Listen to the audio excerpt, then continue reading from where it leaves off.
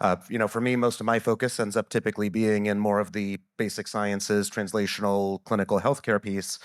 But within this space, we are leveraging AI. Where are we seeing those AI applications in the industry, but outside of, predicting the protein interactions or predicting an outcome or a clinical trial? Where might we see some of these efficiencies come in within that broader scope?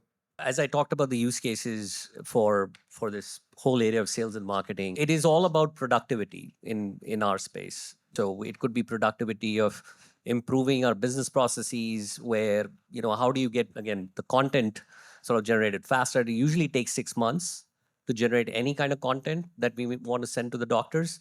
But now with generative AI, it's taking 3 weeks to generate that content. We are a highly regulated industry.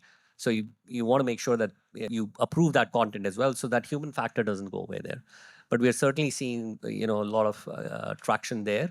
The other thing I would like to mention is like from a macro in investing sort of concept here, and I talked about it in the last session I was here last year, that the pharmaceutical companies have started to focus in 3 main areas: oncology, immunology, and then neurosciences, right? Neurosciences became very interesting. I mean, it's sort of ramped up because of, all the mental health issues that we're seeing, possibly due to social media and stuff like that. And the fourth one also is GLP-1, right? I'm sure you've heard of Eli Lilly and Novo Nordisk. They're making huge strides in that.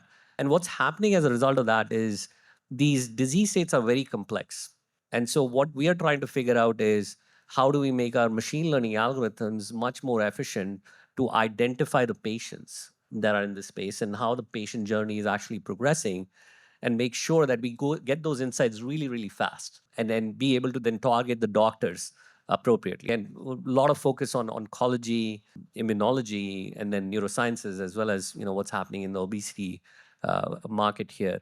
Apart from that, I mean, usually pharma companies are slow to adapt new technologies, but we are very, very excited that especially the big pharma, Novartis, your J&Js, they started these proof of concepts on generative AI very early on. As soon as ChatGPT was announced and came out the door, pharma companies said, let's go ahead and do these proof of concepts. Now things have stabilized. I mean, one company ran about 100 proof of concepts just out of the gate, and then realized, okay, what exactly are the use cases? So they've scaled back now like 10 use cases.